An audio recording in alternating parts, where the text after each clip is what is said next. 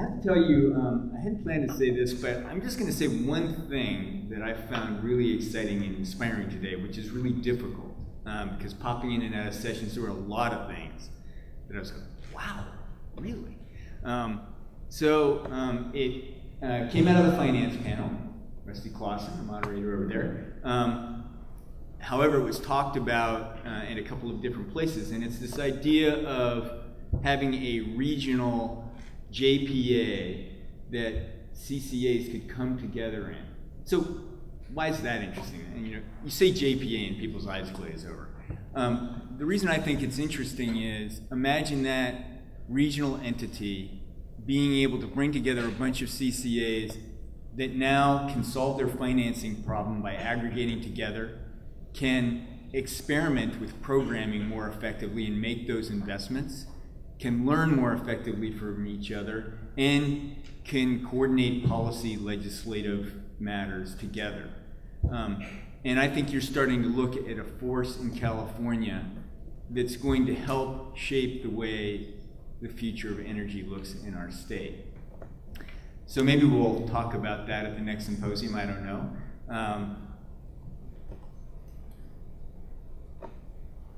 But I do want to say that it does put a little pressure on those of you, Melody, who are in the audience, I don't know if Dave Pine's still here, who are forming CCAs.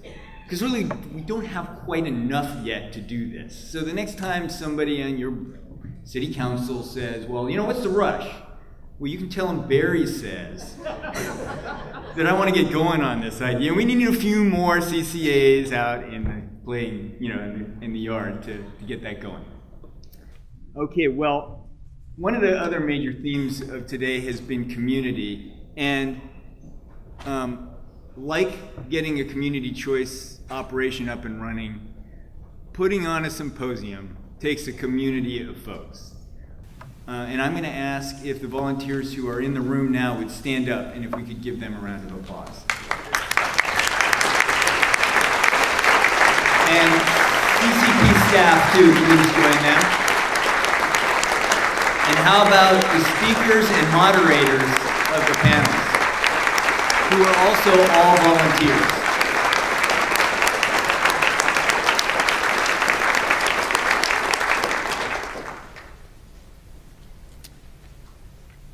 Okay.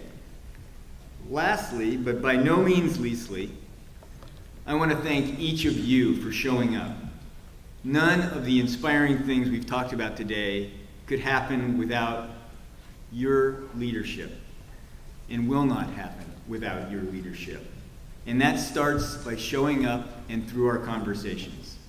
So thanks for joining in. In the end of 2015, something tremendous happened. Don't know if you noticed. 195 nations signed an agreement in Paris to keep global temperature rise this century below 2 degrees Celsius.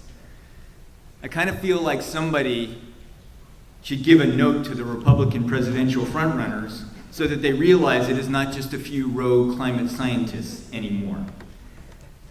Yes, it's true. This is a non-binding agreement that is late in coming, depends on voluntary actions, which even if they are implemented, will not get us to the stated goal, much less to the much saner 1.5 degrees Celsius limit that Angelina reminded us about earlier today.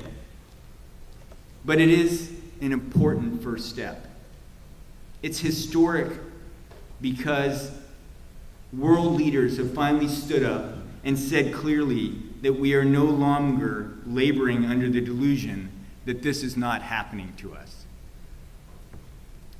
Having admitted that we have a problem is the first step in the biggest 12-step program the world has ever seen.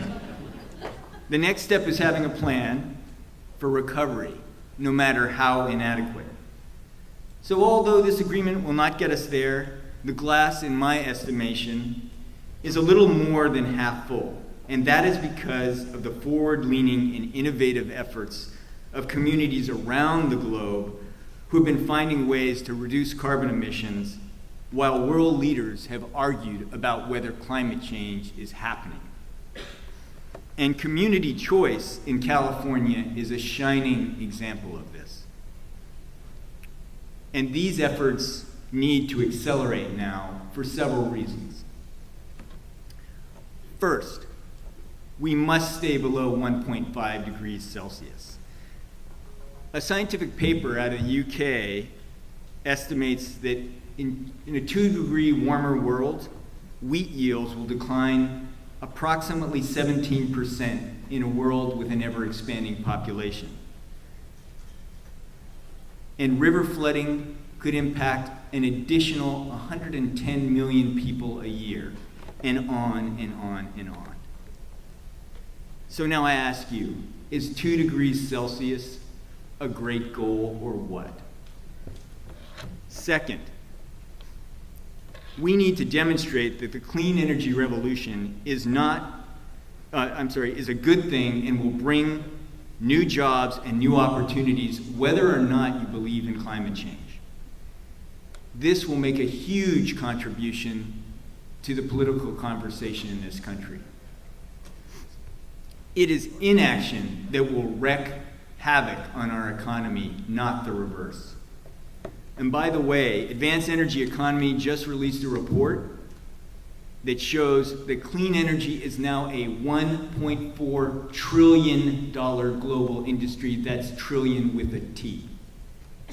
Almost twice the size of the airline industry. Third, we, and I say this especially at the local level, need to work hard to capture the benefits of the new clean energy economy for everyone in our communities, ensuring that this revolution does not leave behind so many. This is why local government must be involved. And at the same time, I want to reiterate what Lyndon said earlier. We need private partners to innovate, compete, and drive down costs. And finally, as Marshall McLuhan said, there are no passengers on Spaceship Earth. We are all crew. The incredibly rare gift of a planet like ours that sustains life in the vast cosmos demands action from us. So does the voice of future generations, if we but strain to hear it. So with all due respect, 2 degrees Celsius does not cut the mustard. It doesn't even come close. I prefer to hearken back to the words of JFK at a time when our nation faced a different challenge. He said, "So let us not be petty when our cause is so great. Let us not quarrel amongst ourselves when our nation's future is at stake. Let us stand together with renewed confidence in our common cause, united in our heritage of the past and our hopes for the future, and determined that this land that we love shall lead the world in new frontiers of peace and abundance." Now that is a goal we're striving for and operationalizing through local energy programs. So thank you for your indulgence. Thank you to our sponsors. We couldn't have done this without their help. And now it's time for happy hour. We have wine from Sonoma County Vineyards called the Reuben family of wines, and they emphasize sustainability in their winemaking. And we also have goat cheese from a fantastic little company, a sustainability leader called the Redwood Hill Farm. So you are in for a treat. Enjoy, and thanks again for showing up.